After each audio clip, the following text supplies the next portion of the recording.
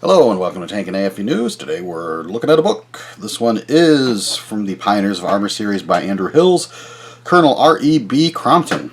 This is the second book in his series on Pioneers of Armour. The first one we reviewed a while back. It's the Robert McPhee book. As you can see, this one's sort of a larger format but much smaller, so this new book is quite a bit thicker, so just so people know as far as size-wise, in case they've bought the previous one. Andrew, of course, these are essentially self-published. Obviously, this is a very sort of specialized and niche topic, and that's sort of his specialty to a certain extent. He's also the fellow that wrote that humongous book on the Tog tank that I reviewed a while back.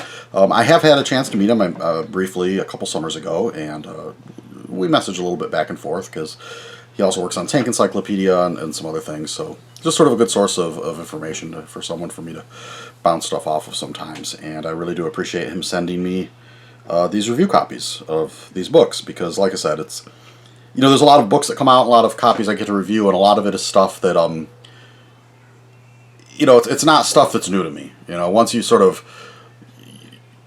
have read enough about the different types of tanks out there and the well-known stuff, you kind of figure it out, and the stuff comes along, and it's sort of a rehash. And that doesn't mean it's bad, because for a lot of people it is new material. But, you know, for someone like myself who spent a fair amount of time reading on the topic, something like this is a little more interesting and something I get a little more excited about adding to my own collection, because it is new research, and even if it is a very, like I said, a bit of a niche subject. I mean, Crompton, you know, stuff he designed in terms of armored vehicles never actually made it into production, but he was somebody who was very heavily involved in armored vehicle design back in the early World War I period when tanks were, you know, being invented, essentially. So without further ado, let's get into it. Obviously, this one's a review copy, so it's got the not for resale banner there on it.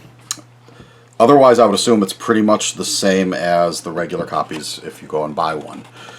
So it is primarily text, but quite a few illustrations and color, which is nice. Paper quality, the quality of the book overall is nice, but totally acceptable.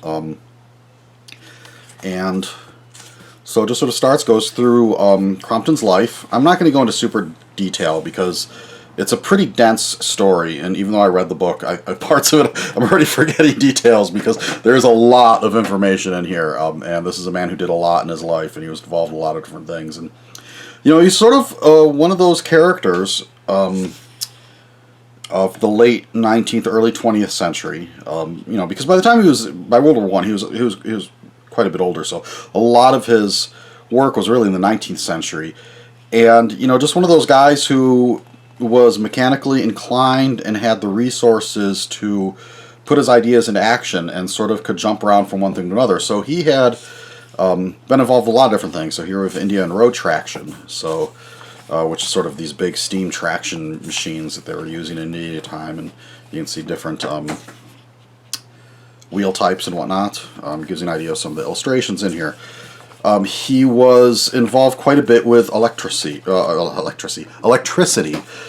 which is obviously in the mid to late 19th century was a huge field of technological advance. So yeah, sort of one of those characters. You know, it sort of reminded me a little bit of Hiram Maxim, the man who invented the machine gun, who had sort of made his fortune as well in developing electrical systems. He was a sort of a much bigger name and more successful in the big picture than Crompton, but sort of an idea of that sort of person that could kind of, you know, because technological systems back then were kind of in their infancy in some of these fields, so somebody who with a sharp mind could, you know, a single person could design something, could wrap their head around it. You know, nowadays technology is so mature, you could spend your whole career just like designing one subsystem of a subsystem. You know, everything's so complicated. Like, so anyhow, armored trains here, steam-powered armored trains, not as I recall, a particularly successful thing, but you know, I mean, he's really dug into the details. So here you have all sorts of stats on these armored traction engines. So interesting stuff. Certainly you can see how this is somebody who would end up later on involved in land ship design, such as it was called. So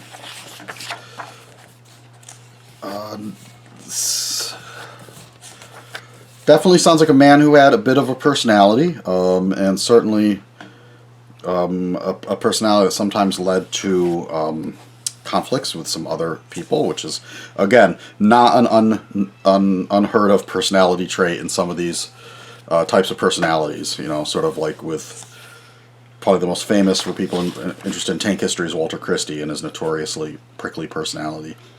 So I think when you're dealing with very intelligent people who have the ambition to kind of create their own machines and whatnot, they're not always sort of maybe the most personable or willing to sort of go along to get along.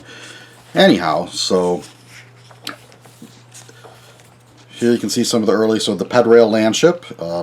So the pedrail system it's sort of like a track system, but it's almost more like these large feet on a wheel that go around.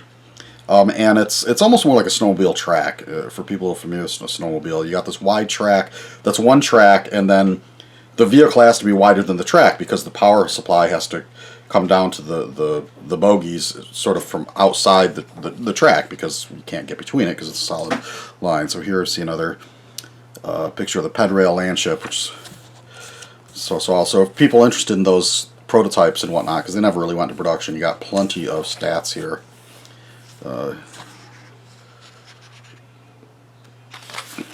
Flip through here a little bit more traction machines.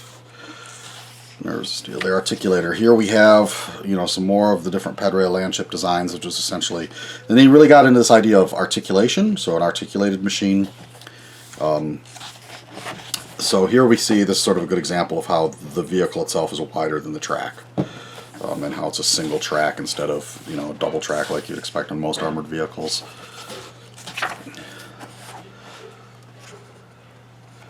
And then we get into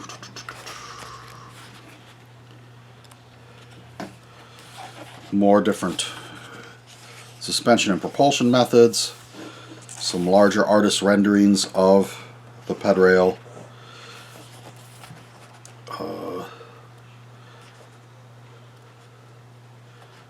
Like I say, quite a bit of artwork and lots of information. So here we got some more, so just to give people an idea.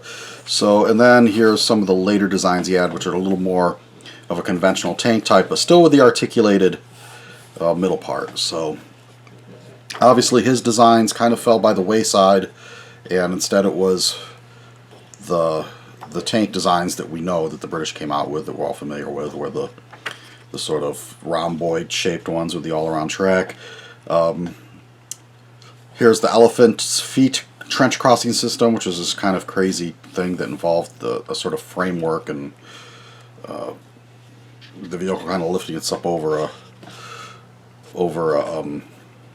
obstacles, so you can sort of see the feet of this frame that sort of comes down and it sort of blops itself along, for lack of a better word. And yep, and then sort of the final designs.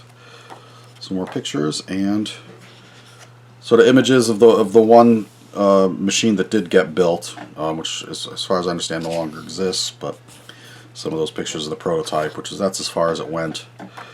And then some other, we have some more renderings of other ideas and designs, models, as you can see here.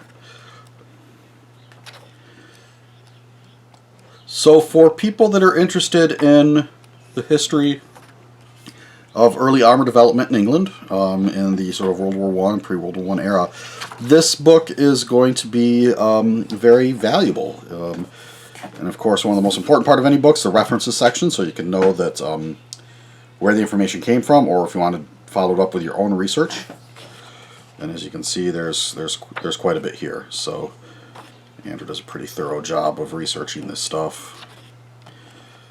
So that is Pioneers of Armor, Colonel R.E.B. Crompton by Andrew Hills. This is, so FWD Publishing is his publishing company. believe this was released in December of 2019, so it's only been out there for a few months. I looked on Amazon. It looks like it's selling for about $38, $39, so which is expensive for a book of this size. I'm not gonna pretend that that's not, but, and this is the big but, this is original research. You know, it's obviously a very small scale printing. This book's never going to go down in price, probably.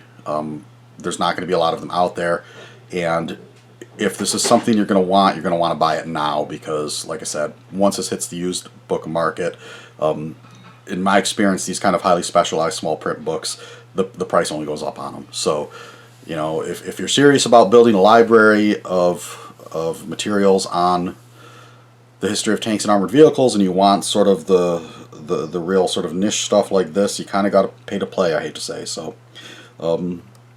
so that's all I'll say regarding the price. Again, I want to thank Andrew for sending me this review copy. I'm very happy to add this to my own collection and to be able to review it. So thank you, and we will see you on the next one.